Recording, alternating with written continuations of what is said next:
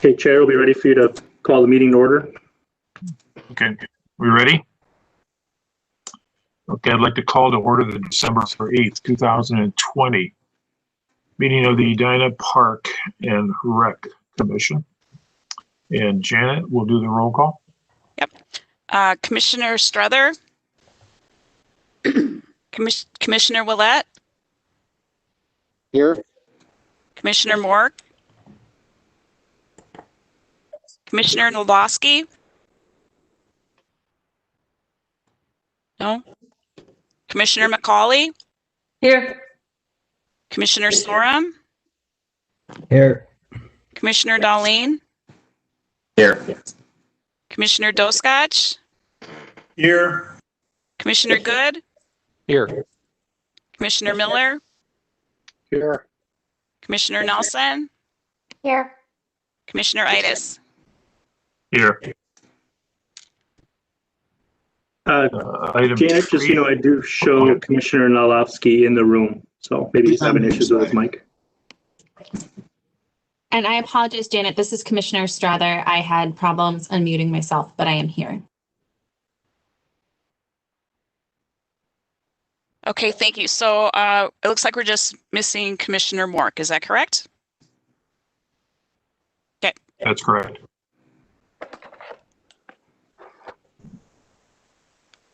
Proceeding to item 3, I'll ask for the motion and a second for the approval of the meeting agenda. So moved. Second.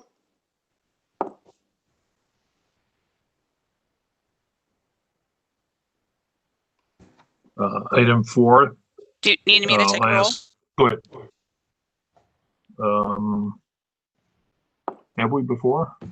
Yep, We for the can. agenda. Yep. Okay. Okay. Commissioner Strother. Aye. Commissioner Willett. Aye. Commissioner McCauley. Aye. Commissioner Darlene. Aye. Commissioner Doskach. Aye. Commissioner Good. Aye. Commissioner Miller. Aye. Commissioner Nelson. Aye. Commissioner Itis. Aye.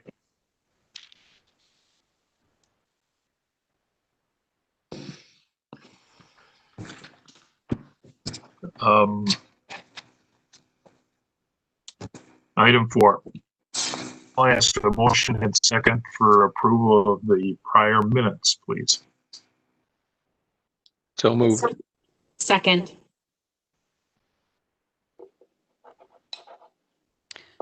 Okay. Roll call, Janet. Commissioner Strother. Aye. Commissioner Willett. Aye. Commissioner McCauley. Aye. Commissioner Darlene. Aye. Commissioner Doskach. Aye. Commissioner Good. Aye. Commissioner Miller. Aye. Commissioner Nelson. Aye. Commissioner Itis. Aye. Thank you. Item 4A. And I'll give that to Perry, the director, please.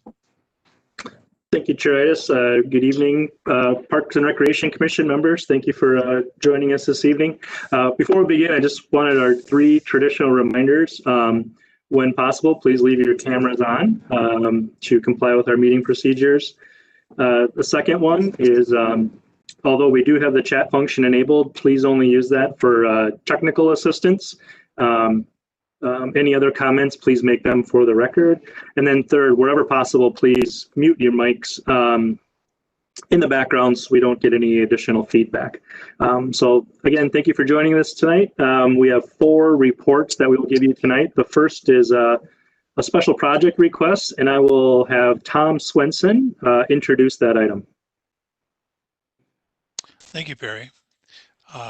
This item has been worked on by Nicole Gorman and Luther Overholt.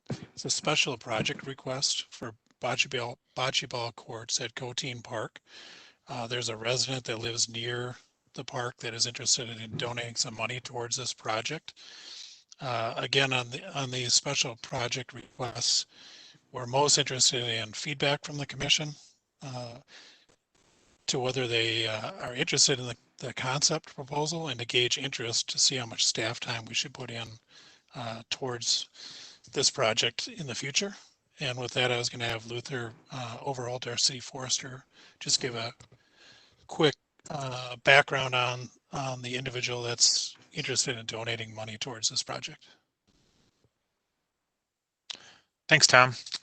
I'm Luther. I'm the city forester, and I have previously worked with this individual on a planting project at Coteen Park.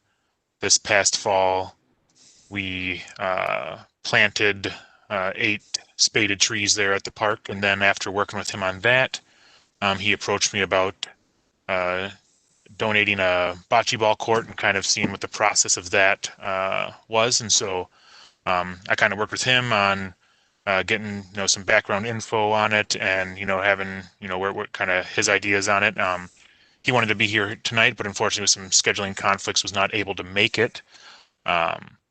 And everything went really smooth with the last project, and I think he was pretty easy to work with, and just wanted to come here to you guys tonight and get some feedback on your thoughts about adding a bocce ball court to Coteen Park.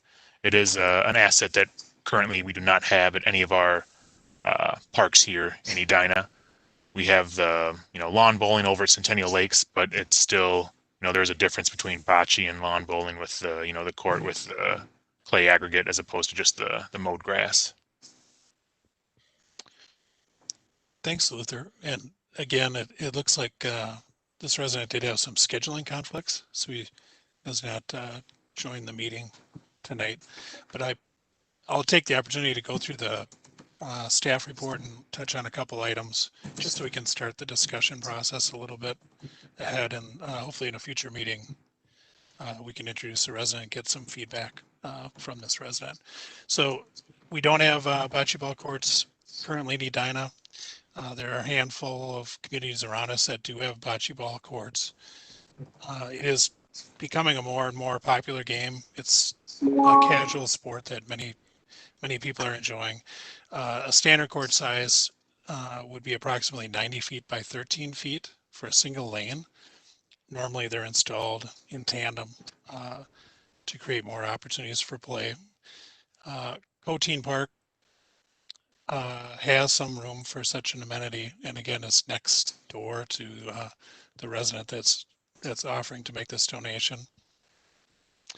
We haven't investigated funding to see how much a court like this would cost, but it is not a major purchase, and it could be an interesting amenity.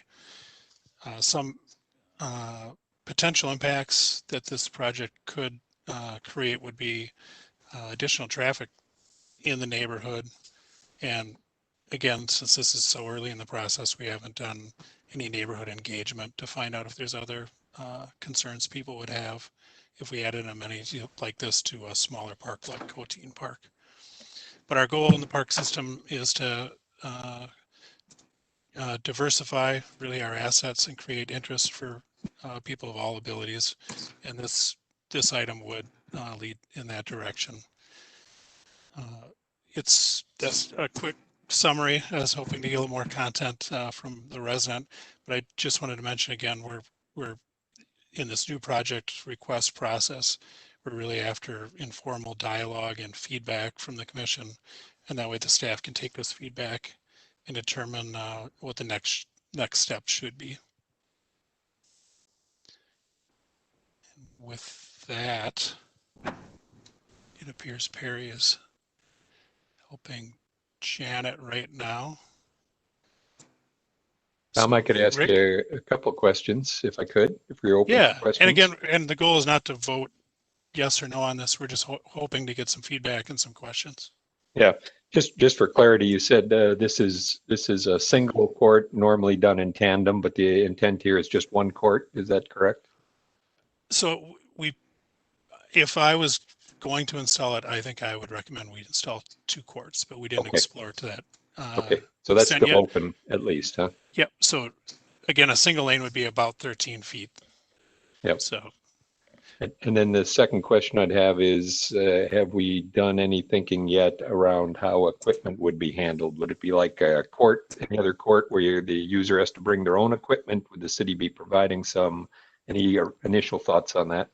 So the communities around us, the residents are bringing their own equipment, so we don't have to check things in and out and deal with replacement equipment.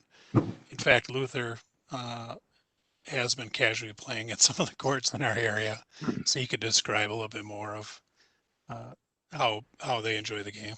Okay. All right. Thanks. Yeah, my brother and sister-in-law live over by Linden Hills Park, and a year or two ago they added courts over there, and so we've gone over to their house, and yeah, I bought I don't know, I've had a set of bocce balls for a long time, and finally dusted them off and brought them over there, and it's fun, easy game to play. They have young kids too, and so it's one that they have a 2-year-old and an 8-year-old, and so everyone can kind of play together, and there's not too much, if you're playing casually, not too much skill involved with it. And I think when the sets of balls and stuff are relatively inexpensive from local sporting goods stores and stuff like that. Thanks, Luther. Tom, I have a question on Yes. what's the parking situation like? What would we anticipate over there? So it's street parking for that. There is no parking lot at Coteen Park, but the user count is fairly light from what I've seen in Minneapolis. It isn't, at least the times I've been there, it isn't set up like a league where people are rotating in and out and causing a lot of traffic. But again, we're early in the process, so I haven't really investigated what the neighborhood impacts might be. And what we have at Braemar, is that lawn bowling then? Yes. Okay.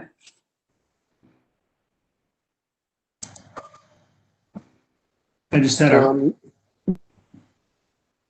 Town member Miller here. Yes. Just my opinion is from what I've seen of that park, I know kids use the playground quite a bit, just from walking in the neighborhood, but it does seem to be underutilized space.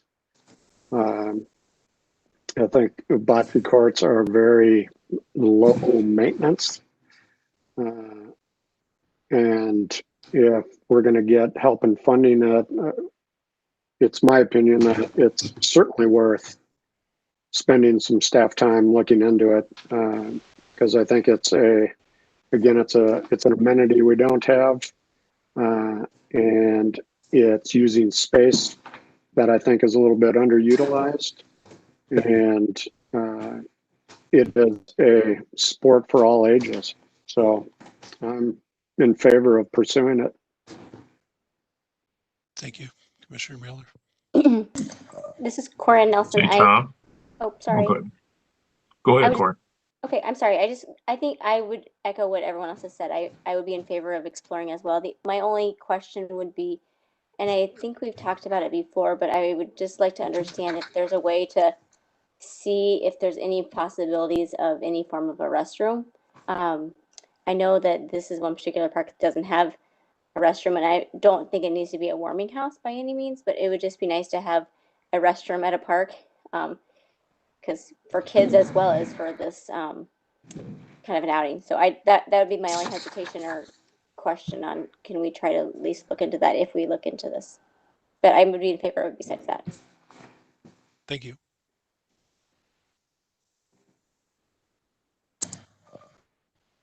Hi, this is Matt Doscotch. I just had one quick question, and it's probably too early in the process of knowing whether placement can occur without impacting open space, right? I haven't really been at that, but I looked at the satellite image of it, but I presume it's probably, we're going to be able to tuck it somewhere that it doesn't impact open space, even though perhaps it's underutilized otherwise, but nevertheless, that would be a concern of mine. And then, and I don't know if you've looked at that, but then and I'll let you answer at the end, I guess. And then the second thing, we looked at the community needs assessment. And so there was an evaluation of bocce ball in that there was, please check all the potential additions we would like to make the city of Edina neighborhood parks, and Bocce was 9.2% of a check mark there. So anyway, it's mentioned in that study. Yeah, and certainly we would try to preserve as much green space in this park as possible if we move forward with this plan. So Yep. that'd be the goal. Thank you.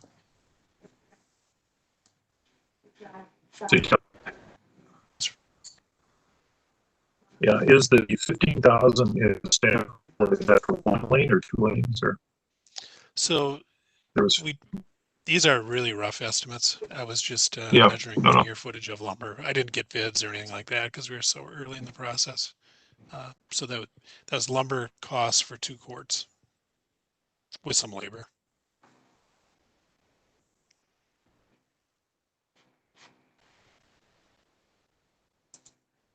Thank you.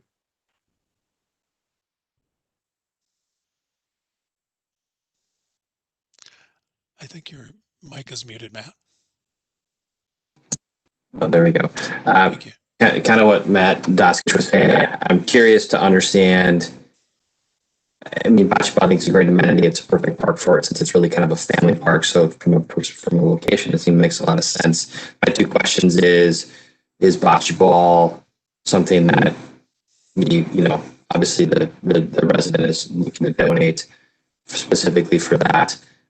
But is there other things that maybe they would be interested in donating for if this is the route we're going to go for our parks? And then the second thing I would ask is, you said it was a neighbor that's looking to do it, and it doesn't look like it takes up a lot of space. And just looking at a map, and I don't know which neighbor it is, but it feels like if they have the money to do it, why are they doing it in the park? Why don't they do it in their backyard? So, so that's just, I'm just curious. I'm not saying that I don't think we shouldn't go forward with it. I think we should for sure. Just to understand a little bit more about it, because I think it's a cool amenity, but I just have some questions about park and, you know, what we're doing. So.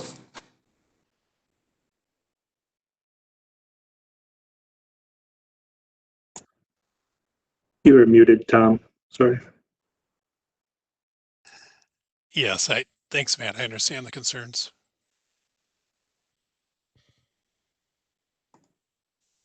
I think several good questions, and if we can coordinate schedules to have the resident kind of bring their ideas, I think some of those would be opportune questions for the proposal.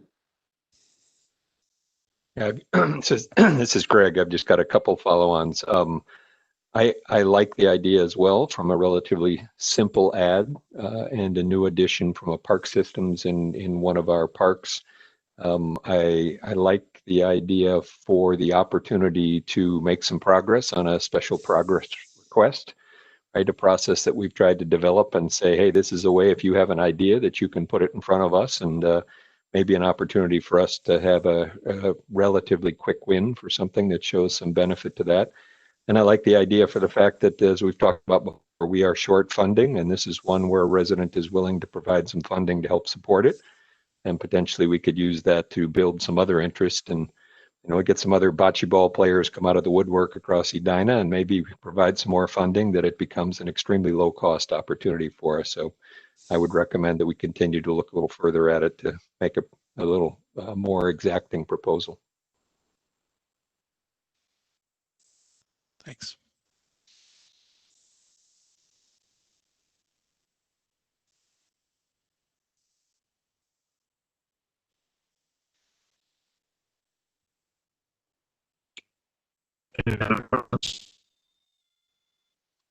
Since we're not going to vote on this, I would also like to see a little bit more work done on it. I agree with most of what Greg said, and we probably need some more information, but I'd like to see us move forward on this as well.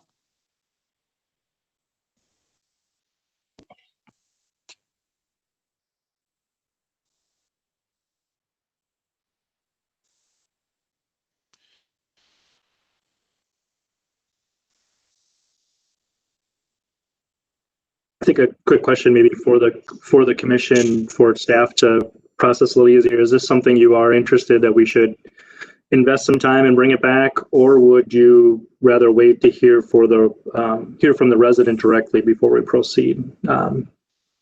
Again, I think you know, we're not talking about a huge issue, but if it's something you wanted us to put, kind of the next level of homework into, and then try to pair that up with a presentation by the resident, that's something we could also do. Yeah, this is Greg. I would think it's, that would be our third meeting now where we'd have this on the agenda. It would be nice to have a little bit more crisp look at it ourselves when the resident has a chance as well, rather than to hear from the resident and then say, okay, now let's go do the work, right? And now we're into meeting number 4 or 5. I concur with that. Agree.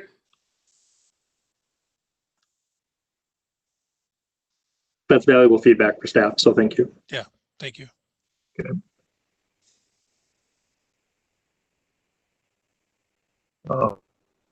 And more for items.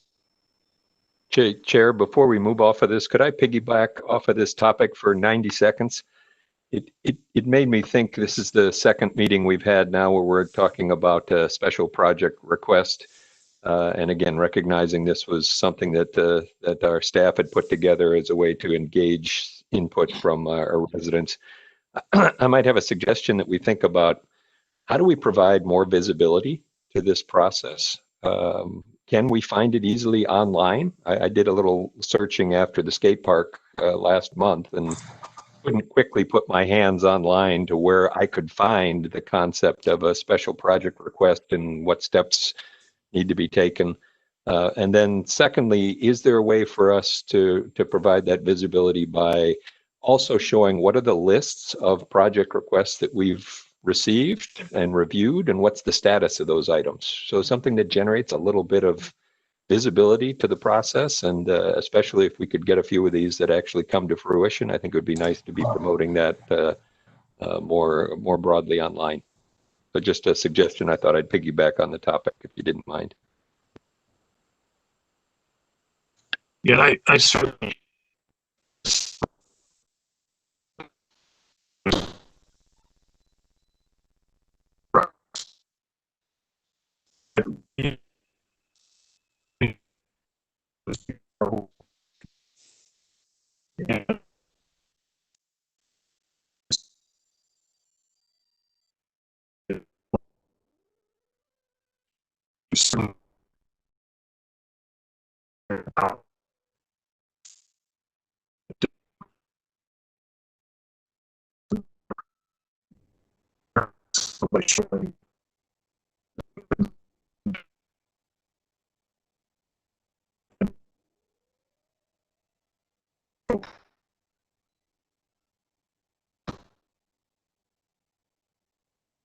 And it does make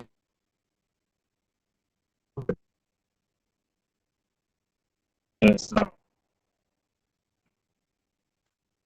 but it's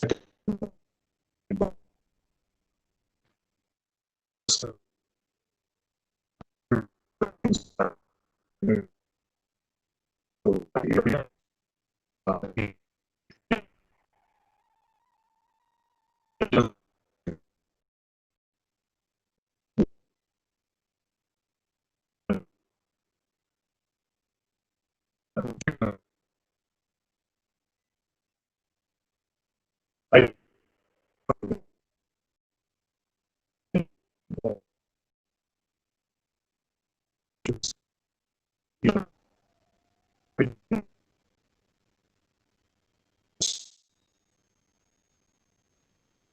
my daughter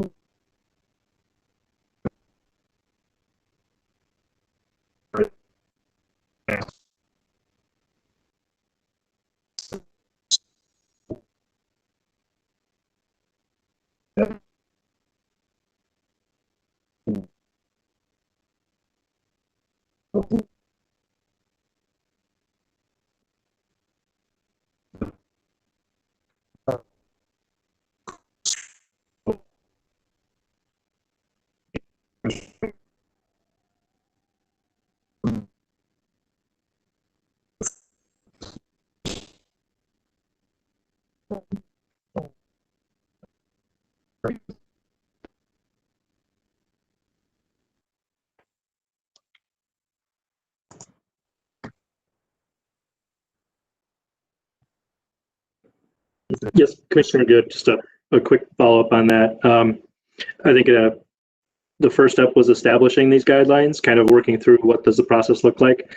And I think we can add the fact that we do this to the city's website. I think it's an opportune time. We just received notice from our communications department that we are starting the process on the Parks and Recreation administrative side, not the enterprise side, of redoing some of our website pages. So while the city won't move to a new provider, there's a content phase that we're going to have to go through here over the next couple of months. So we can keep this in mind as we approach that to see if there's a nice logical landing spot for these types of things. Right now, everything is pretty much related to the COVID-19 pandemic. So when you land on our webpage, it's hard to know you're on the Park and Recreation Department. It's more public health than recreation. So we'll look to kind of incorporate that as we move forward. No, it's understood. Yeah, no, I think this is a really good initiative and a good way to get our community involved. So would love to see us be able to promote it, make it more visible, both for the entry door in, as Rick was saying, and also for some feedback on, hey, here are the things it has allowed us to do. So it'd be great to have in the future. Thanks, Perry. And Chair, if I can jump into item B then, just to provide the commission with a quick an update on our impacts that recently we've gone through here with the COVID-19 pandemic and some of the latest guidance. So just a quick step back. If you all remember, March 13th was the first time we closed all of our facilities and our programming to the general public. We are now currently at the end of the year, so we've had quite the ride, as all of us have had throughout this pandemic. The Executive Order 20-38, that was our safer at home. That was March, lasted till about mid-May. Right around mid-May, Executive Order 2056 allowed us to open certain park and recreation amenities. If we think back to May, we were opening up, additional aspects of our system for more use, additional areas of park and recreation aspects. In June, we received guidance on 20-63. That's when we first started allowing youth sports, organized activities. So if you think of kind of where we were back then, at that same time, there was also guidance that kept our ice arenas in Edina and across Minnesota closed for that time. If you remember, July was 20-81. That was our masking, statewide masking mandate. So we've come quite a ways. In that time, we pretty much were able to operate in some sense most of our operations with a lot of restrictions and a lot of changes that we had to implement. Most recently, November 20-96 impacted mainly restaurants, a lot of those types of events, bars, tap rooms. So as you know, we through Red River Kitchen do operate with a restaurant contractor, so that impacted them. The most recent impact, however, 20-99, it went just shortly after our commission meeting. Pretty much closed everything we are doing right now, all of our indoor places of public accommodation, recreation programming. It's pretty much been impacted at all levels. That is going through December 18th. We are hopeful that we do receive guidance. The Governor Walz did indicate he was hoping to provide an update to impacted businesses on this pause by the end of the week. So hopefully Thursday, hopefully Friday, we do hear more. We're not really hearing anything, so we're not quite sure which direction this will go, if it'll be extended or if there will be a loosening. I think early on through all of this, we kind of tried to predict, what the next steps were going to be. We got to a certain point on some of those dial turns that we realized it's better if you're a couple of days out just to wait and see what that guidance is going to be. We're trying to go for the long haul here rather than quick jump in. So throughout that year, I think we had a joint session with the Parks Commission and the City Council in June. And at that time, we provided a little bit of a financial update on where we were as a general fund expenditure, our recreation programming, our parks maintenance, et cetera, which the council did take an action on, and that was set then for the rest of the year. And that equated to around $650,000 we eliminated from our general fund side of the budget. An interesting conversation we did have at that time with the city council, and I know some of your on is, where did our enterprise operations land? So just to kind of put that in perspective, starting the year, Assistant Director Peterson and I always talk about this. We talk about enterprise operations, but in essence, they're kind of special revenue funds. They don't necessarily make money. A lot of them we operate to lose money. However, this year we're concerned about how much money we are losing. So initially, when we looked at all the operations, we were on track at the beginning of the year to have about a $2.2 million delta between our operating expenses and where our revenues were. And that's common for us. That was planned for us. That is basically solved through our revenue essence, what depreciation is, and fortunately for us, transfers from the Edina liquor store profit. So that's kind of where we were to start the year. When we talked with you in June, we were on pace. That was after that initial closures of about a $4.8 million loss, if you recall that. Obviously, as more operations were able to get up and running, we hit kind of that end of August. We were on track. That number we were able to get down from 4.8 to about 3.5, which was a lot of effort to the people that you see on the screen, a lot of people behind the scenes that are operating in those areas. We entered November in a pretty good optimistic sense. The arena had been allowed to reopen now for several months. The golf dome, we had opened early. The golf course was still operating. So we were looking to trend that 3.5 number down quite a bit. Obviously, with the closure, that 3.4, 3.5 number has now increased again, right? Our increased operating expenses are there. And for a while, we were dealing with just decreased or limited revenue. Now we're at the point of no revenue. It's a challenging time because it's about a 4-week pause. So you can't just flip a switch and shut everything off. So we're trying to manage that as well. But on last week, our finance department did give an update to the city council. This shutdown is about a $700,000 loss for us. So that number is moving, roughly from that 3.5 to around 4.2. As we talked about in June, we're still under where that worst case scenario was. So that's a positive. That's obviously a credit to a lot of people and a lot of the members of the community that came out and supported our operations. So again, we're kind of have those three main philosophical points, right? And that's to protect the fund balance guidelines, to protect the Edina law, maintain a positive cash balance, and to solve these discrepancies, obviously, liquor store transfers and to rely on our cash balances. I will say, I know a lot of you were curious in June, of that 4.2, roughly 2.7 of that is depreciation. So that's a non-cash loss. So it doesn't make us feel any better, but in a reality, it puts us in a better position than just looking at a 4.2.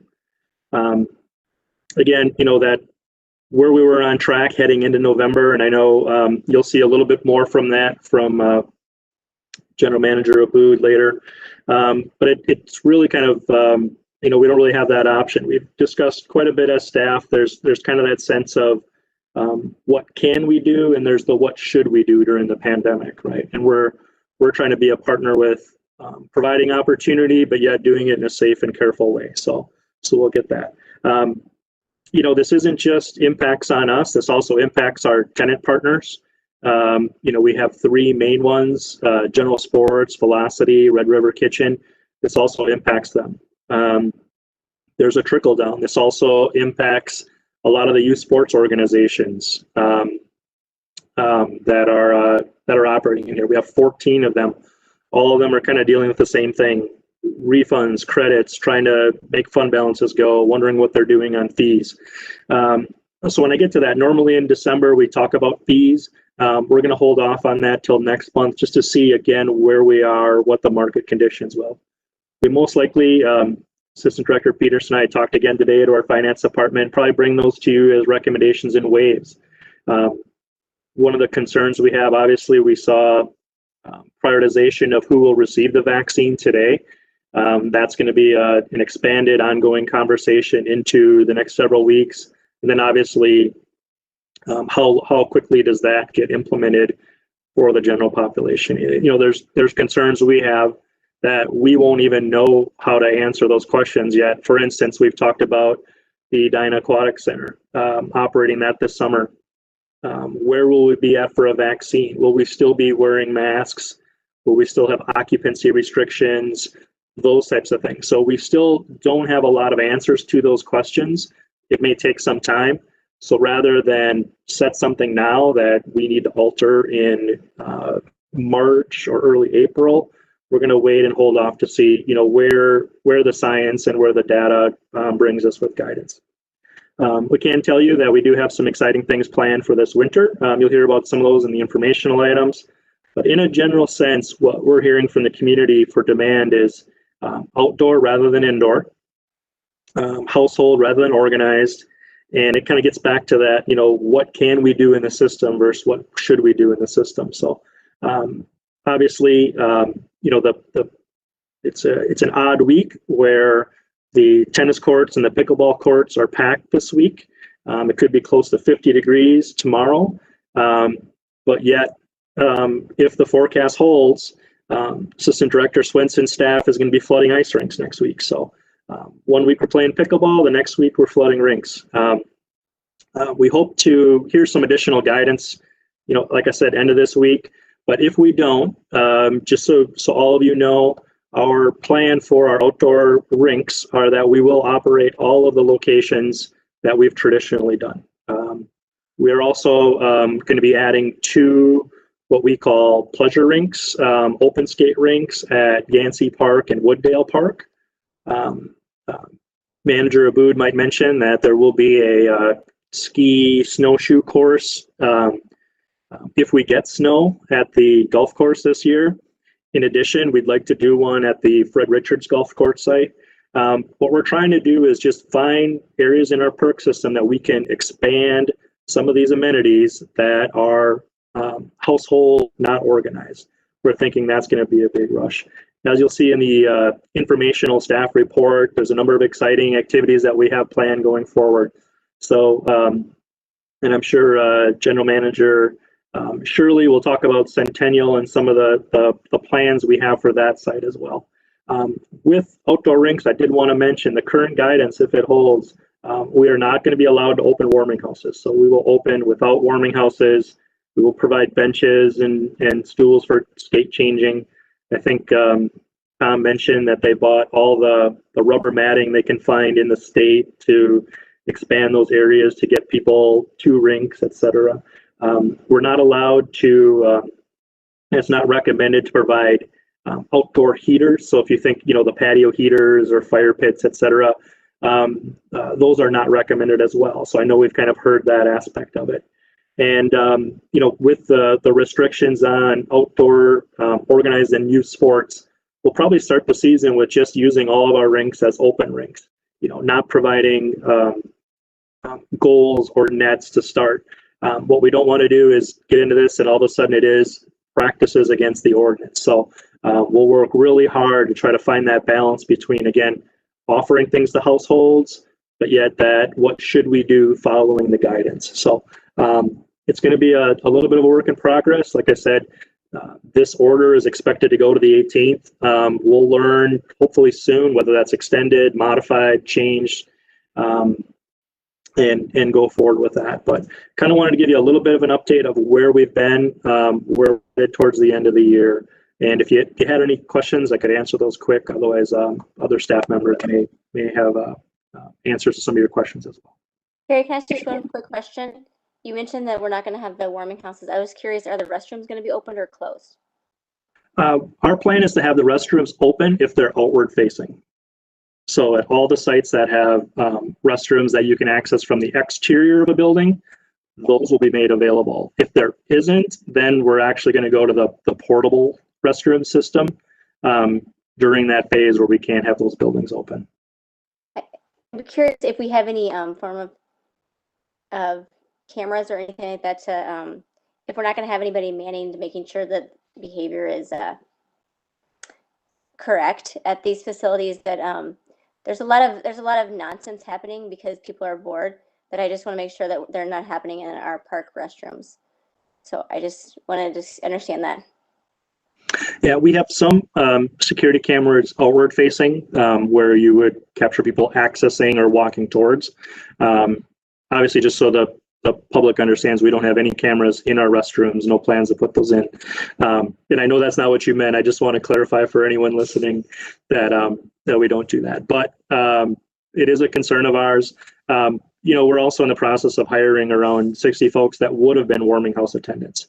So our interim plan is most likely to have folks that rotate around to observe conduct, keep an eye. They're going to have to close those buildings at night. They're going to have to shut some light systems off. So while we hope to have a presence, it will be different than years past where we have someone there monitoring each site while we're open.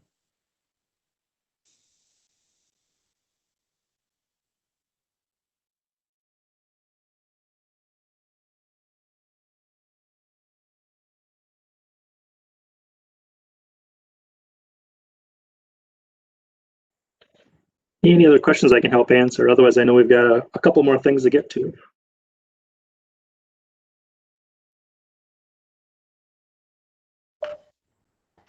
If you want.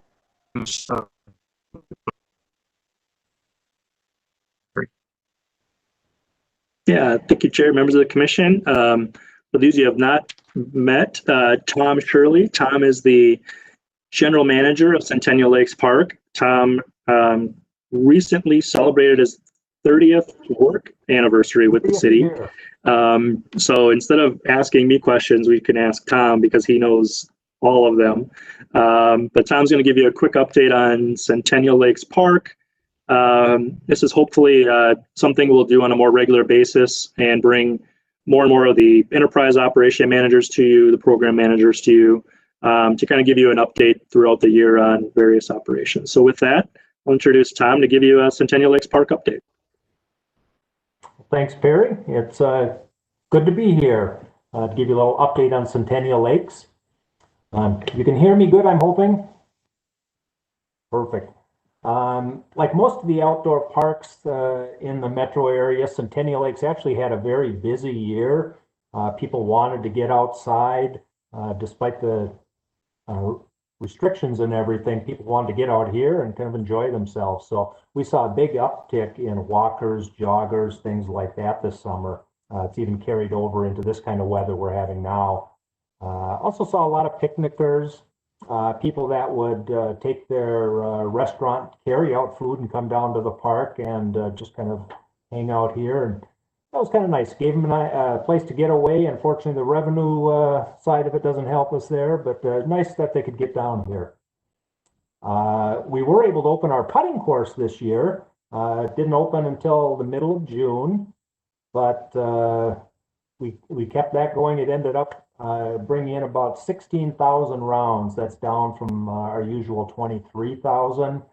But we're pretty happy with that. We washed the balls and putters between each user, had the social distancing, things like that. And people seem to be pretty happy with it. We also opened our new Scottish Links course, the little 9-hole course up on the lawn games area. And that had a little over 3,000 users. So we were pretty happy with that. We weren't able to get the corporate business that we usually hope for up there. However, considering that last year, I think it brought in about $8,000 total in that area. This year it was over 15 on a bad year. So I think it just shows that there's some good things to come on that area. We usually have paddle boats over there. We didn't think we'd be able to do that because of the crowding, but Tracy Peterson was able to get a grant for us from Hennepin County to actually bring the paddle boat rental over to the pavilion, and we could hire a separate staff to operate that. We had less boats to keep the crowding down, but we still were able to have, it's about 1,300 boat rentals for the summer. So that was a nice amenity, and people appreciated that. On the entertainment side, Usually we have about 100 activities a summer, our summer concert series, the movies, things like that. All that pretty much had to be postponed except for the smaller groups. All the community bands stopped performing. Our own John Philip Sousa band hasn't even practiced now since March, and I'm not quite sure when they're going to be starting up again. Scott Crosby saying it's going to probably be a little while. So, but we were able to get in about 24 performances in our sidewalks, a couple in the amphitheater, and we had some people that came down and just performed on their own. So added a little ambience to the park, which is kind of nice. Other thing that was good, we had the farmers market. Unfortunately, we didn't have it at Centennial Lakes, but it actually worked out pretty well. We moved it over to Roslyn Park in the Aquatic Center parking lot since the Aquatic Center was closed. We ended up with about 17, 18 vendors, down from our normal 26 or 27. However, they did very well. They really enjoyed it over there. The community seems to like it better over there. They love the ease of getting in and out of there, being able to park right next to it. They're really disappointed that that's probably the only year it's going to happen over there. But we learned a lot over there, and I think we can make it better over here for next year. So we're kind of anxious to see that. Attendance over there was about 14,000, where it's usually about 22 over here. However, I think they were much more in the buying mood when they went to the market over there.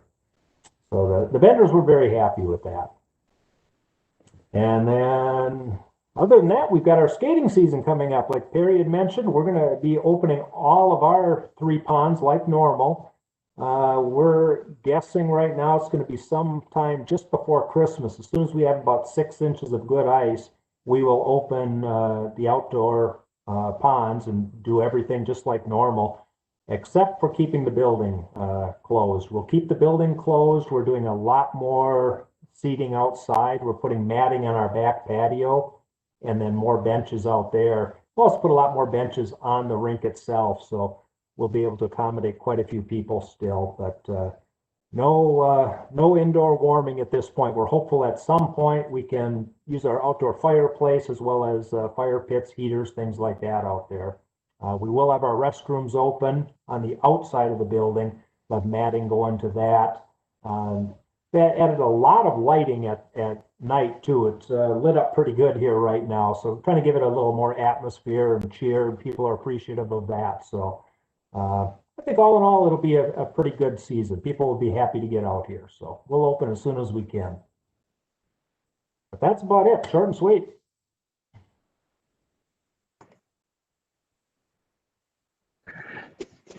Thank you, Tom. I think Tom's underselling a little bit about how busy they actually were down at Centennial Lakes this year.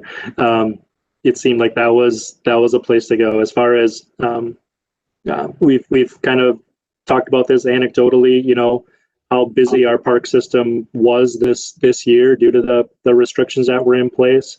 Maybe people couldn't do all the things they wanted, but the general park amenities were very busy this year, and Centennial was right there at the top. So, any questions for Tom on Centennial Lakes Park?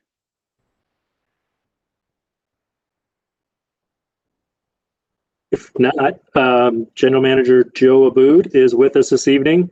We'll try and share our screen again.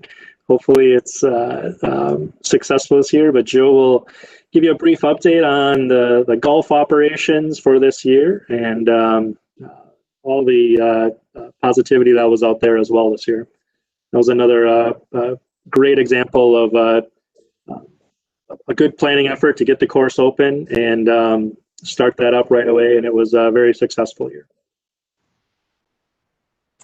Okay, we're going to start and try and share the screen real quick. One moment.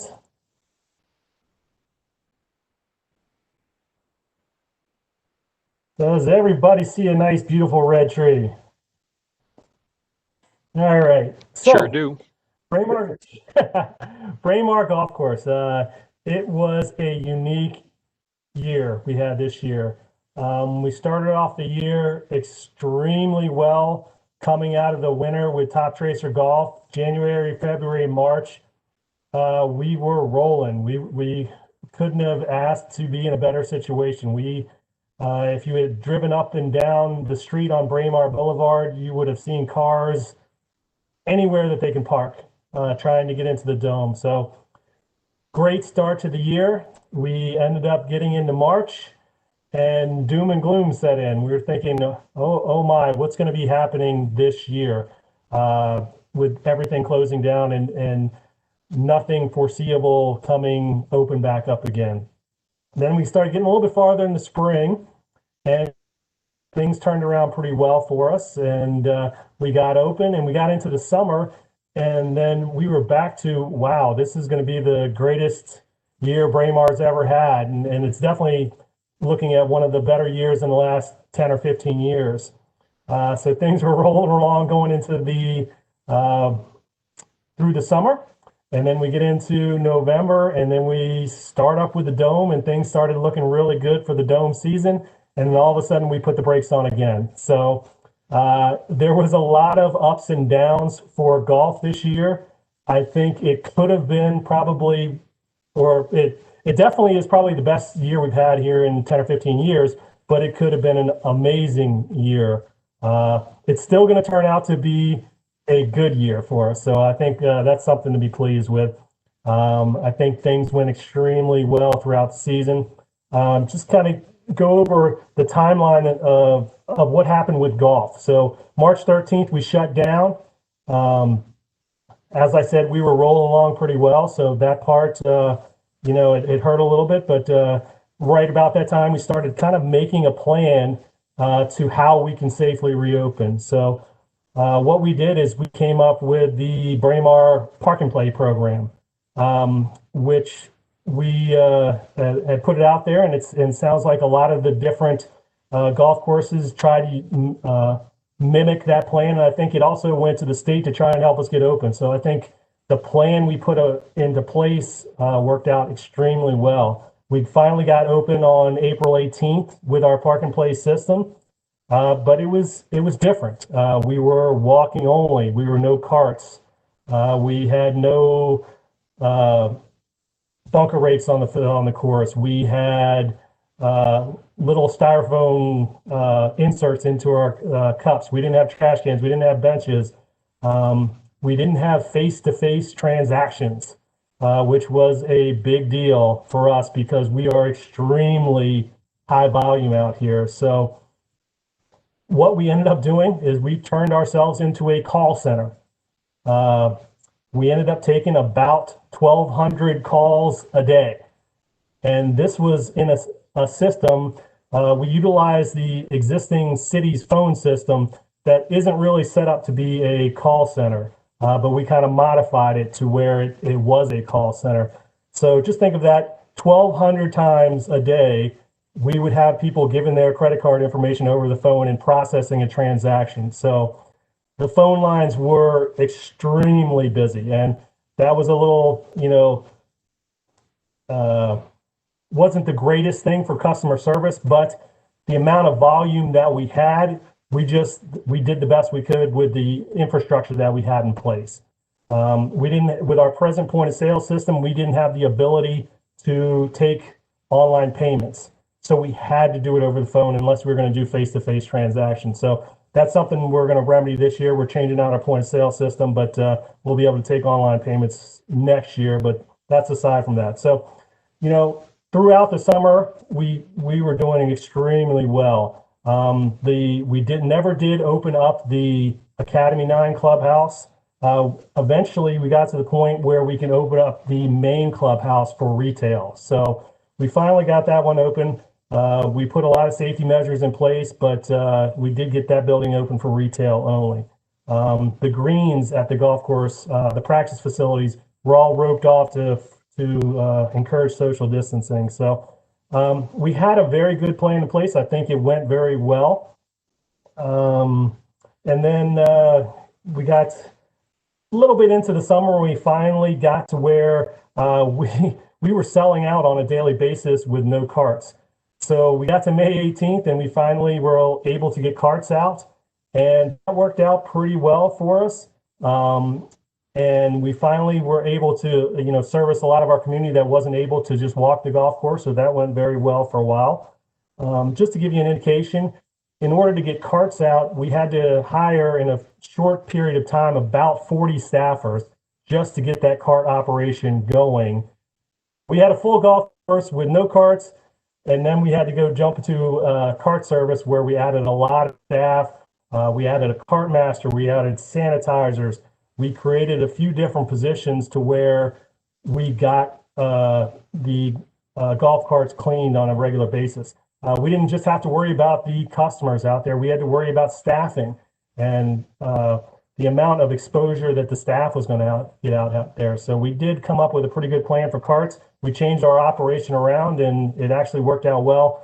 But we'll go into some of the financials, but the one operation that didn't do as well was the cart operation because we had so much added expense and a little bit less revenue there. So finally, in June, Red River Kitchen finally got opened to where they could let people in the building, and they had a pretty successful year going through the building until the end of the season when we closed up for the year. They weren't allowed to have banquets, so that slowed them down quite a bit. And, come July 25th, we did, like I said before, we were letting people in the building with the masking policy. So that's kind of where we were with COVID this year. That took us all the way until November. We got the dome season started. We negotiated a deal with Top Tracer to give us back some of the days that we lost early in the spring, and we were able to recover about $50,000 there. So that worked out well for us. The one thing that wasn't working out is the weather was so great. People really didn't want to go in the dome just yet. They wanted to play outside. So our driving range outside was booming. So, and then we finally got to the point where we had to shut down the dome. So it was going really well. So just quickly go through some of the financial results of the year. If you look at our total revenue for the year, you can see since 2009, this was our best year of revenue. Just to give you an indication, 2014 was probably the last year we had a full year of operation. That's when we had Fred Richards going. We had food and beverage, that was our revenue. We had 27 holes of golf here with regulation. So if you look at the revenue totals, we did extremely well.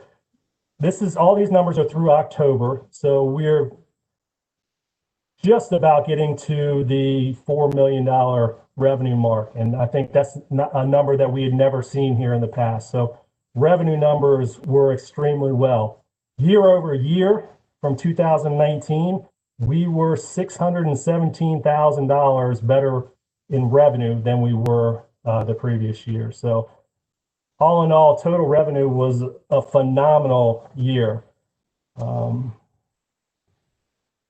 you want to take a look at our rounds,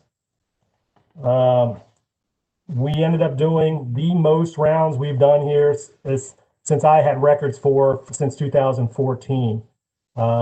74,000 rounds of golf played here at Braemar. And again, if you look at 2014, that was a year where we had 27 regulation holes of golf, the executive, and Fred Richards. So we are doing more rounds of golf with less golf holes available throughout the year. So it was a great year for us. We actually did 13,000 more rounds than we did in the previous year. So again, what you can see by the graph, Championship 18 was closed for construction in 2017 and 18. That's why you see the dip there. And the Academy 9 was partially closed for construction in 2015 and 16. So you can see the difference in numbers. The green is the championship rounds. We ended up, the orange is the championship rounds. We ended up doing about 25,000 rounds. So just to give you a baseline, that's with just the 18 holes. in 2014, 15, and 16, we had 27 regulation holes. So we're doing about the same amount of championship rounds as we were doing before. We're doing less regular 9 holes, but we're doing a lot more Academy 9, par 3 9 holes. So definitely a good year for us, and really pleased with the rounds for the year. Hey, Joe. Yes. What is the impact or the delta if you withhold Commissioner Idis's rounds at the golf course to these numbers? He plays a couple Half the orange. His family contributed to a lot of those rounds. Taking a look at the driving range, again, it was a phenomenal year for the driving range. We did $183,000 more than the previous year with the driving range. So unbelievable amount of traffic that we saw on the driving range. We were mats only on the driving range until about mid-June. So we were really busy, mats only, and then when we moved to grass for the end of June. So really a great year for us on the driving range. The golf dome, as you can see, there's two 2020 numbers. What that is, you know, that the green in 2020 is what we actually did. The orange in 2020 is what we could have done, and what we were trending to do. So 2020, the addition of Top Tracer was an unbelievable addition for us. We were one of, you can see to the left, we were one of the top locations for Top Tracer for a couple of different of their awards. We would see a lot of traffic, and we were one of their top locations in the world, which actually is pretty good. There's about 200 different locations out there. So we did extremely well. Just to give you some of the background, 2013 is, you look at a little bit lower numbers, that's when the dome burned down.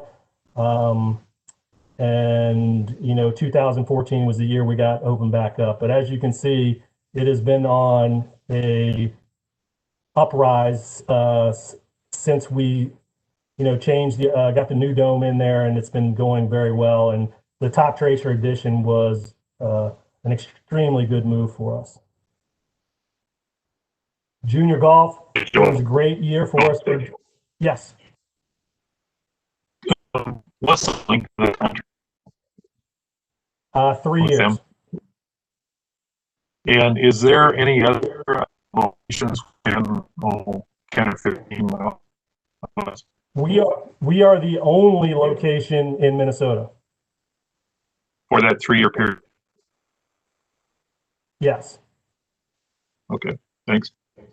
They are coming out with some other technology that we have been looking into for the outdoor range.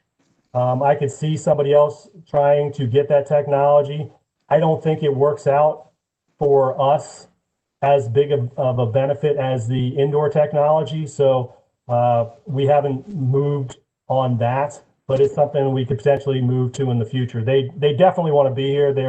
They are giving away almost the farm to try and get us to do it. But logistically, it just doesn't work out for us just yet with the technology they have. So it's something that might come in the future, but potentially there could be another outdoor location that does it in the future. And sorry, just want to point out that there's no other golf domes that have the technology, but it's the same technology they have at Topgolf. So there is a competitor in the marketplace, but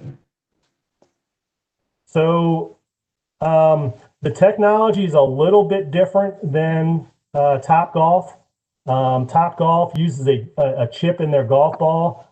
The technology you use on the driving range and in the dome is 4 cameras that pick up every single shot within that dome. So, and it's a little bit different program. You're a little bit more target golf in Topgolf, we are actually getting to the point where you can be a simulator, you can be games, you can do kids things there. So it's actually Top Tracer, which is actually is still owned by Top Golf, is actually, you know, a lot of people think it's a better technology system. So at the end of the day, I think both locations, Top Golf or Top Tracer, are good for the game of golf. I don't, you know what, I've always said that, you know, they could put a Top Tracer location around us and it wouldn't hurt us that much. I think we are looking at a couple different customers. Our customers who come out are mostly people who want to practice. So they want to dial in their game, and Top Tracer is more set up to dialing in your game. Top Golf is a little bit more set up to where it's a, you know, kind of a recreational activity, a bowling alley, or that's more of their competition because it's more of a social aspect. And the people who are at the Top Golf locations are generally, they're not as much golfers that they are at our location. So I think we're positioned very well.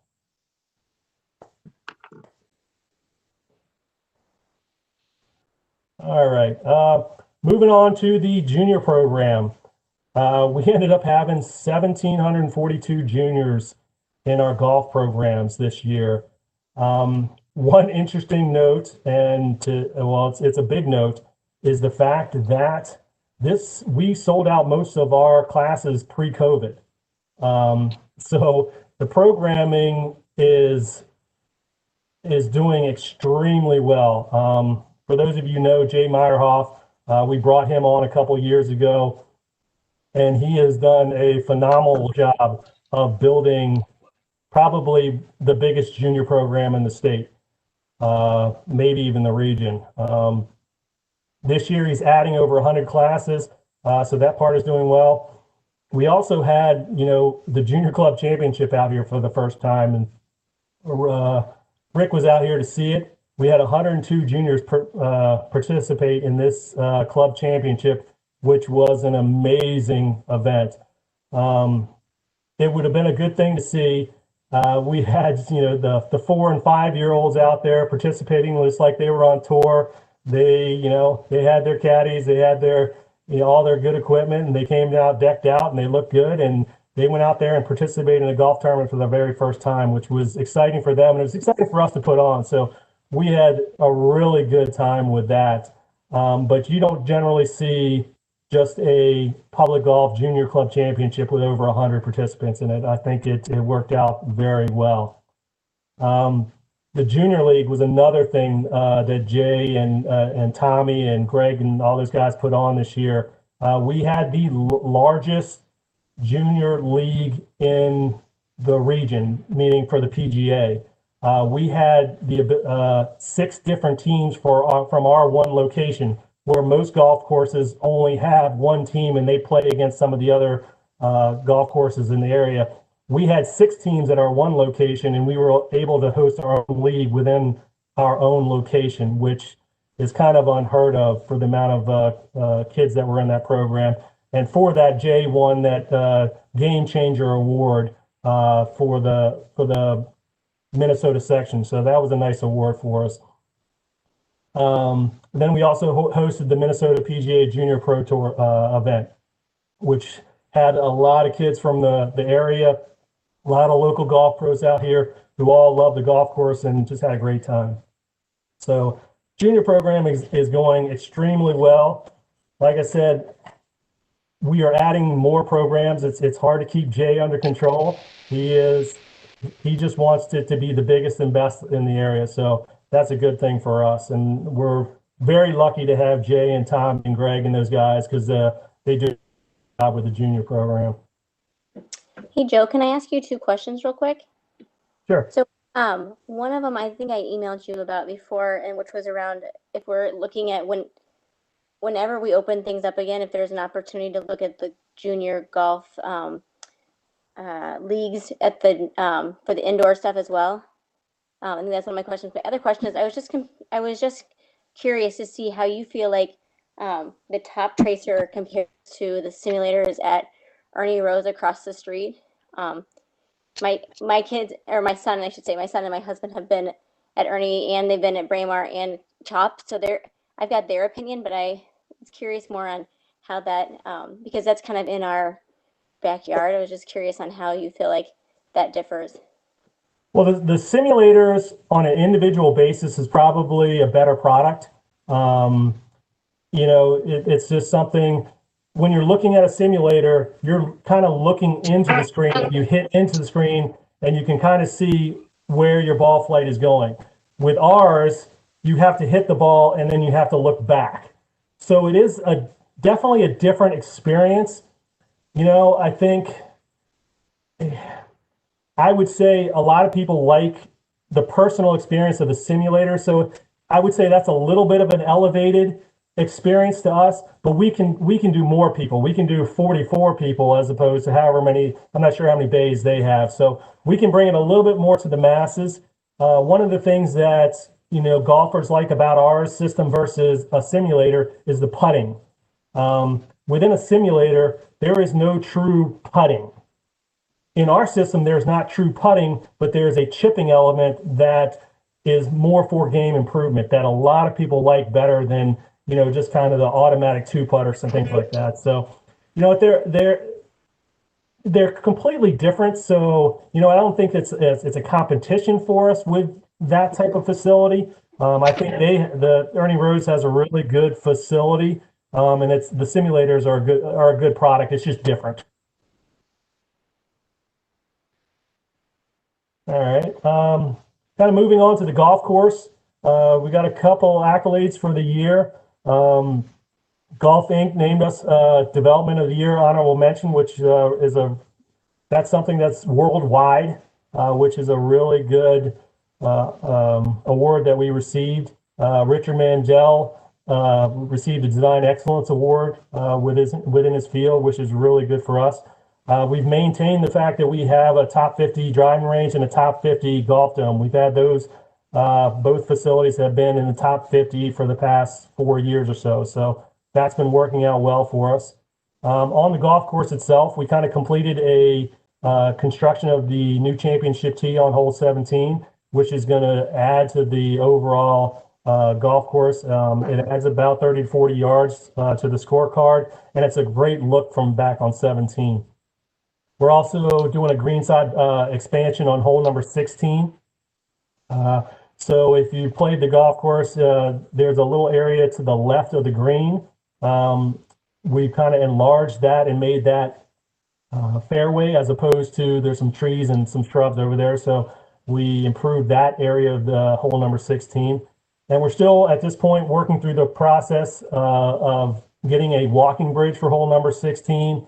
And we still want to add cart paths to be continuous on holes number 6 and hole number 11. So we're working through that process. We have SEH working for us right now, and they're looking at the permitting to get that done. So that's still in the works.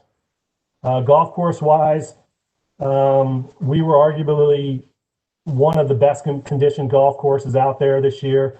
I think most people would put our greens up against anybody else's greens anywhere in this area. So that's something that Jeff Mold and his staff did a phenomenal job this year, and something we can be proud of. The course conditionings are doing extremely well.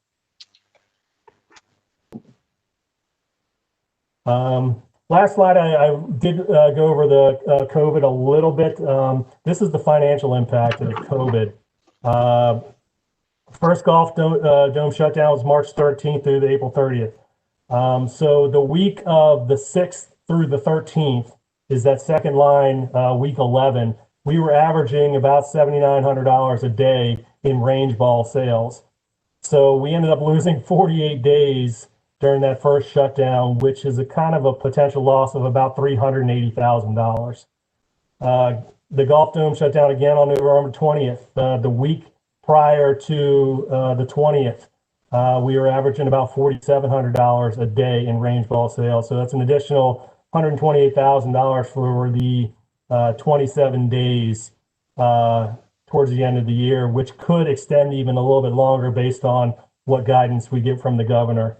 So right now, the potential loss in revenue for just range balls at the golf dome is about a little over $500,000. So That's a tough loss for us because most of our expenses are already fixed and they're already in there. A lot of that $500,000 would have gone straight to the bottom line. So that is a big hit for us. Hopefully we can get back open going into the end of the year, but that $500,000 in lost revenue could be growing going into the end of the year. So with that, I'll go and open up for any questions.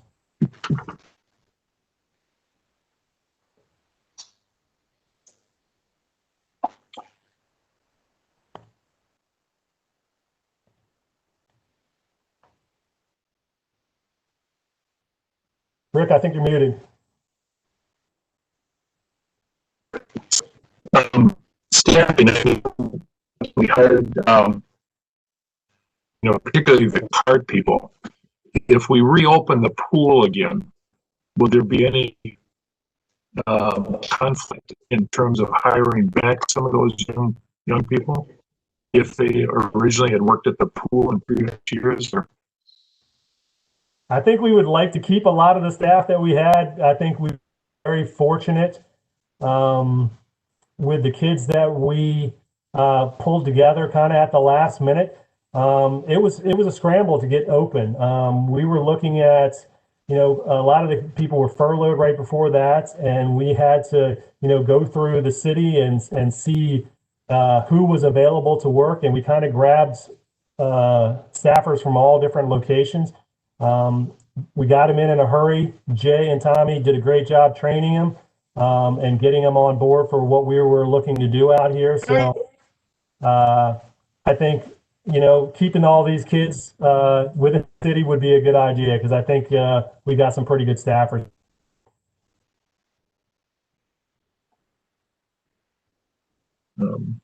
One other question, you might not know the answer. In terms of no-shows, people that have reserved times using a credit card and then not showing up, what's your current mechanism of solving that? Or so right now, we are looking at moving more towards a prepaid system. The new point of sale system there will be a prepaid option. And I think we're going to try and make it as a benefit to them to prepay. We're also, pretty much our biggest issue that we had out here this year was with leagues. The leagues were reserving far more times than they were actually utilizing. So if you would have looked at any given day for utilization, because we were doing the prepayment option, we were having everybody pay prior to 6 p.m. the day before. On any given day where we didn't have a league, we were probably running at 95 to 100% utilization. On days where we had leagues, we were completely booked and most likely turning away a lot of business, but our utilization went down to between 80 and 85%. So what we were thinking about doing for the leagues is moving them to a prepayment process as well.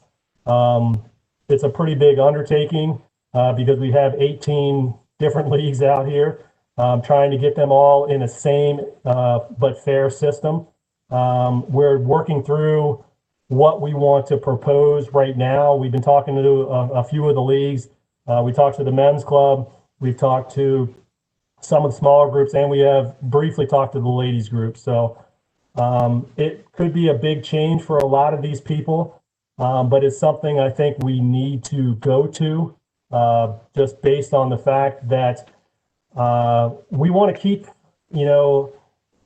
our kind of our utilization up. And by keeping our utilization up, it allows us to, make the amount of revenue that we need to make to sustain ourselves. It allows us to keep our tee time structure the way it is. So right now, at the end of the year, we were at 10 minutes intervals between tee times. If we don't keep our utilization up, we're going to have to raise up our capacity a little bit more. We were at 9 minutes before. We slowly moved throughout the season. We actually started the season at 13 minutes, and we made our way down to 10 minutes. And I think from a customer perspective, everybody loved the 10-minute tee times, but in order to keep ourselves at that 10-minute tee times, we need to keep our utilization up so we can take away that capacity and inventory from the amount of tee times. Just another question. How many Edina residents, or how many patrons are Edina residents, do you know?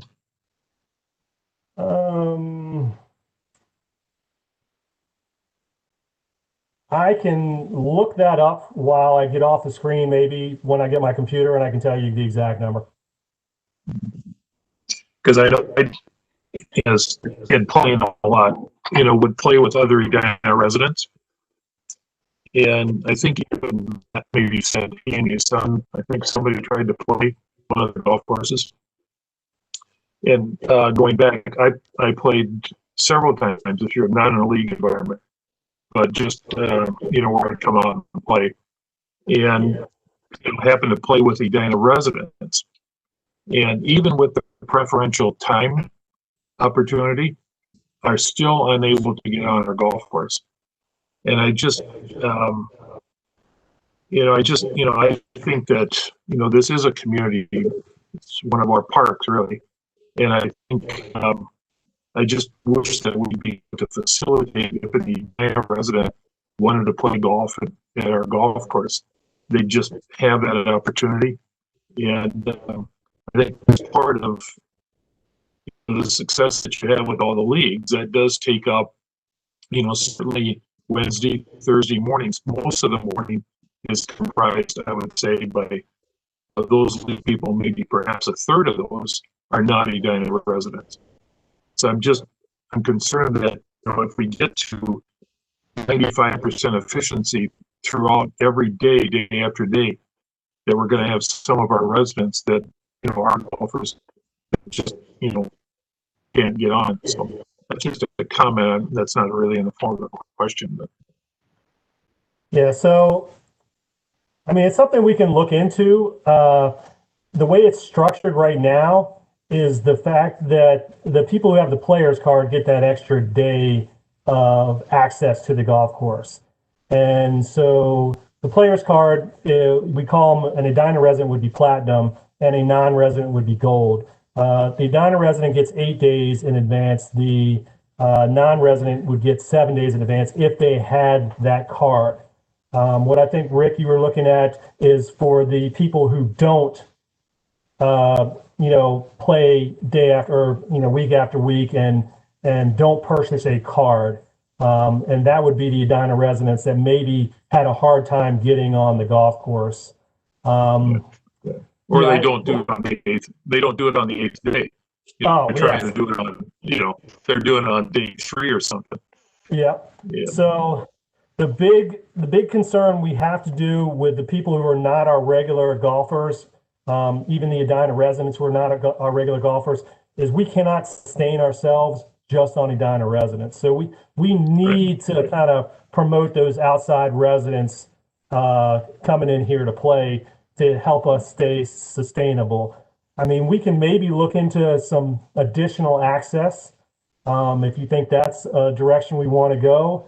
But I think that the reason being is, those non-resident players cards, those are still the people who are playing 8-10 times a year, and those are the guys that keep you going.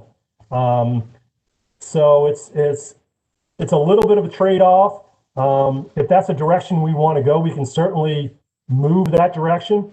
But I think it's just a fine line of keeping those other non-residents happy and getting the Edina residents in there. Well, and I think it keeps our fee structure where it is. I mean, that's certainly, correct. If we were running at 80% efficiency instead of 95, our fee structure would be a lot different. Correct. Yeah, I don't mind playing 70 times a year.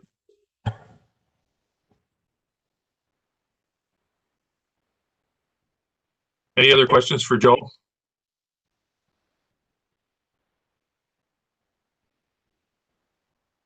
Oh, Thank you. quickly, I wanted to mention, I forgot to throw this out there. During the wintertime, if we ever do get some snow, we are going to be grooming the trail around the driving range. So we'll have the multi-use trail for people to come out and walk their dogs or ski. And we did get a grant this year for snowshoes. So that's another thing that we're going to be looking into in conjunction with the Parks Department, just to maybe rent out snowshoes around our facility, and maybe around town, people will be able to rent them out as well. So we do have a large amount of snowshoes in inventory now, and it's something we could move forward with and be a nice amenity for the community. One question: social distancing in the big hall room, is that going to be available this winter, or in the banquet hall? Is that, yeah, is it possible, or? Right now, under the current guidance, it is not allowed. So Okay. we have to wait and see. For a while, they were allowed to operate %. We'll see if that comes back with, the after the pause, see where we are with that. But right now, it's a hard no. It's not even available. Okay. Thank you. Yes.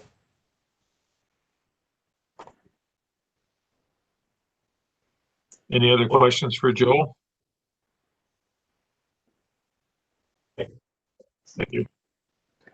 Thank you. Chair, members of the commission, thank you. I just, like I mentioned for General Manager Shirley, General Manager Abood, and his staff, all of their staffs did a fantastic job this year. Quite extraordinary circumstances.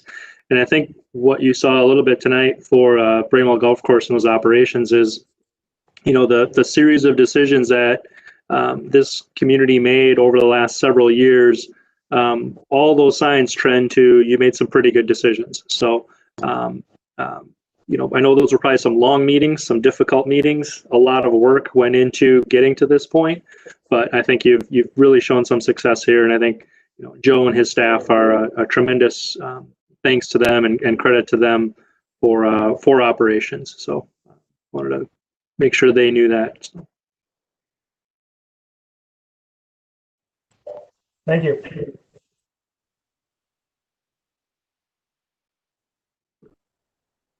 With that, Chair, I'll jump to item E quick, and that is just your 2020 work plan updates, if you wanted to cover anything on your work plan for this evening. I know we did have out some kind of the three main initiatives we're still tracking are 3, 4, and 7. Anybody on one of those?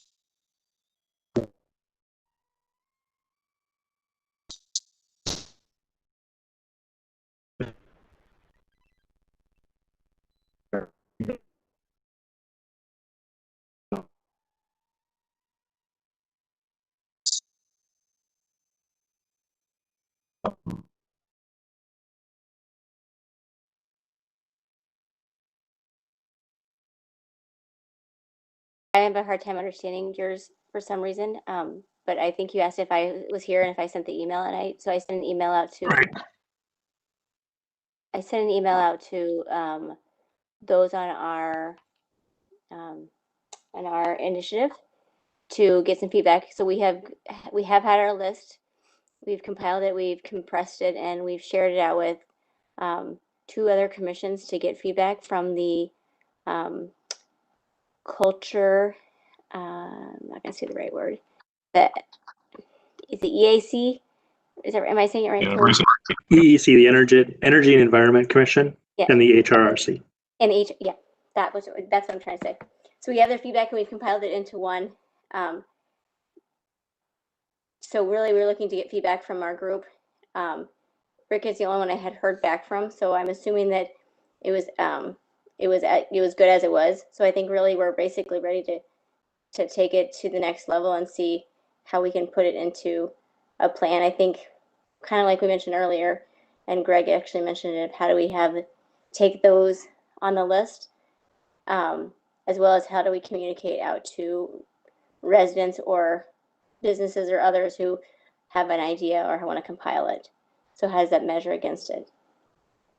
So as far as I think that our group is ready to kind of hand it back to, I don't know if it's the staff or if it goes to the council next.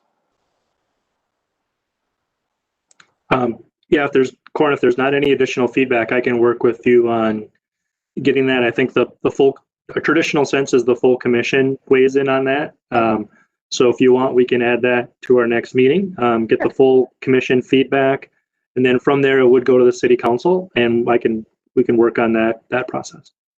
Sure, and it's maybe when we send it for next meeting, if it's we should share it out because it's more than something that we should read through in the meeting. It's because it's quite a few things. Maybe at least a pre-read, if that's okay. Yeah, we can put all the documents on our agenda. So when you get the packet, you'll get the initiative work. Perfect. Rick, I can give you an update on initiative number 7. So this is where we have been looking to expand our metrics beyond just the 15% of our green space, or 15% of our Edina acres under park and green space. So we had an update call this past month, and Perry and Tom and some of the staff have done some nice work to. We're one of the directions we're taking it is to, number one, is to look at Edina in its quadrants: northeast, northwest, southeast, southwest, and have a concept around service capabilities and how our parks and available space are providing opportunity and service, if you would, across those 4 quadrants. And so one of the aspects that the team has done, really led by staff work here, is to then take a cut at each of the parks, and not just total acreage, but think about, are they active acres, or are they passive acres, or are they enterprise acres, right? So active acres can have a playground, can have a playing field, can have something that is providing opportunity for active play. Passive is, as it might sound, green space, walking availability, trails, etc. And then the enterprise would be the golf course within Braemar, and others that would be enterprise space. So we've taken that one cut across our 43, 44 parks and some green space, and then have also then layered on data from a national perspective and begun to look at where Edina fits in across other communities of similar size, and now becoming a little bit more granular for some of the service attributes that we have, whether that's ice sheets, whether that's playgrounds, whether it's pool amenities, skate parks, dog parks, etc. So it allows us to just have a little bit deeper and different look than just saying 15% of our land use is parks and green space. So a little bit more work yet to be done to continue to refine data, and then take that from an aspect of, so what does this tell us, and what potentially might we do about it when we think about our strategic initiatives and our new comprehensive plan. But potentially, I hope maybe we'll have an opportunity to provide a bit of an update and some feedback to the commission at our January meeting. If not, then certainly by February. Thank you.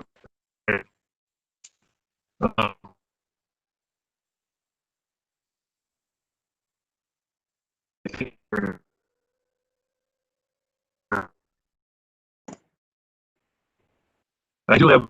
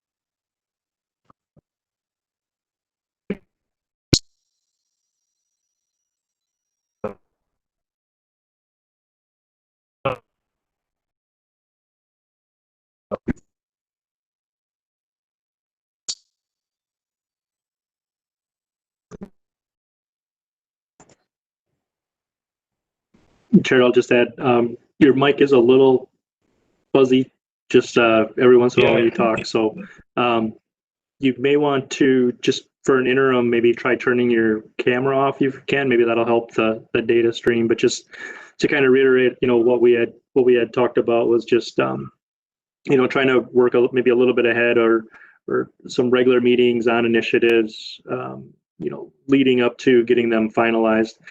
Because in January, we'll also bring your 2021 plan.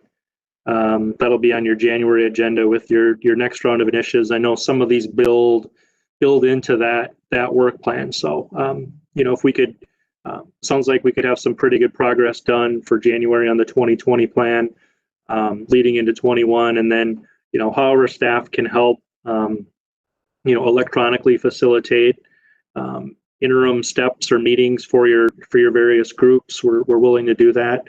And who knows where we'll be with, the ability to gather in small groups, pending guidance. And I'm sure, Joe would be happy to host this at the golf course if we're doing that in a socially distanced manner. We just talked about the banquet room not being able to be used.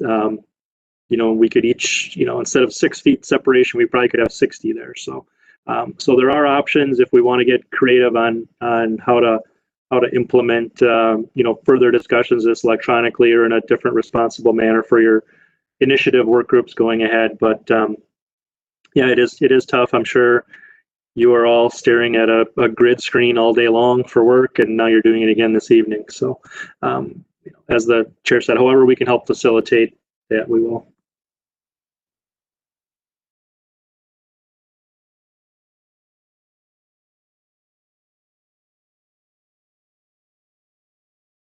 To the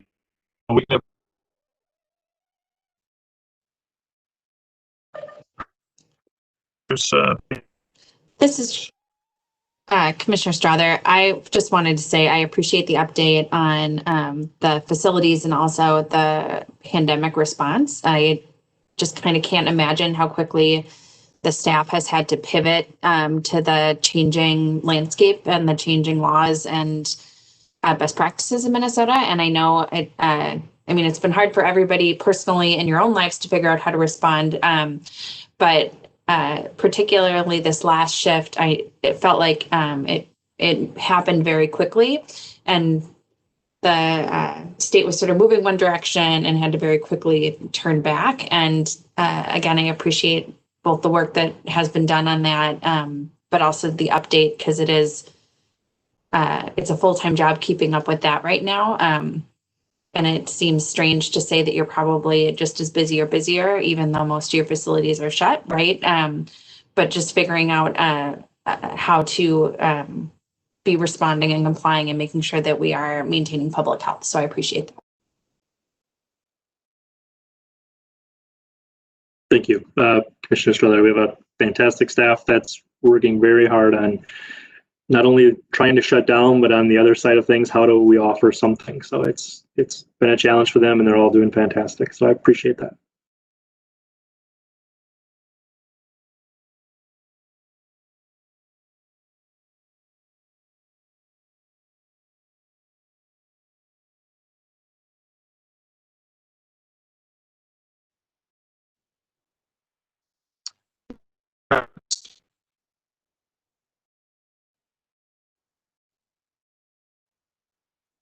Nope, none here.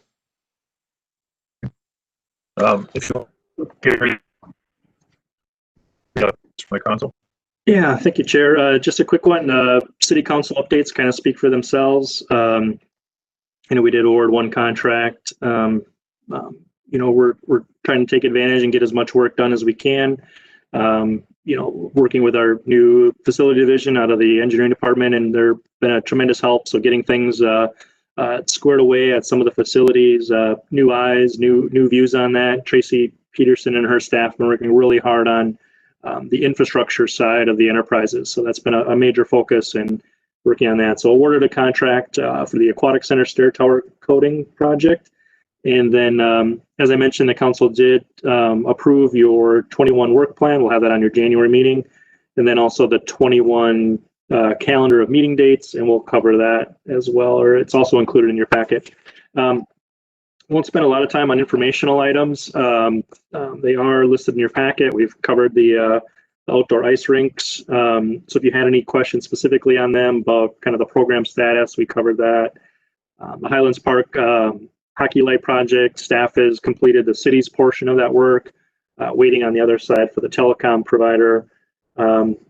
Winter recreation programming, I wish I was this creative, but Tracy and her staff are fantastic. So not only continuing with the Reactivity boxes, but the hunt for the Yeti story trolls, and the fit kit are all being rolled out.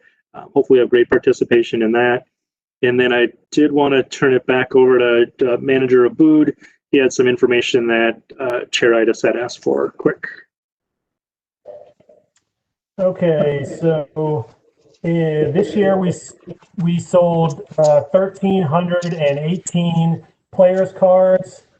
809 of those were residents, and 509 were non-residents. Answer your question.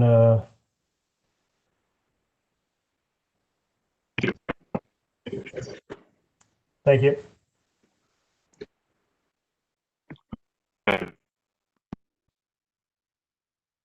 Wanted to get the last info item in. Your upcoming meeting and events, obviously, we do have our 21 schedule. It appears no deviations, so you can mark your calendar for the second Tuesday of the month. A few meetings are all TBD as far as receptions. Our annual commission member reception is still up in the air. And obviously, we know January will be another virtual meeting. The rest will list as TBD.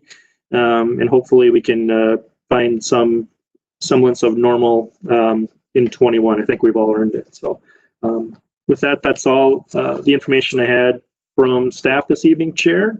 And if there isn't anything else, we would need a motion for adjournment. So moved. Second. Janet? Commissioner Strother? Aye. Commissioner Strother? Commissioner Willett? Aye. Commissioner McCauley? Aye. Commissioner Darlene? Aye. Commissioner Doskotch? Aye. Commissioner Good? Aye. Commissioner Miller? Aye. Commissioner Nelson? Aye. Commissioner Itis? Aye. That's it. Hey, thanks, everyone. Happy holidays. Take care. Bye-bye. Thank you all. Have a safe and happy holidays. Happy holidays, Thanks. everyone. Thank you. Yep.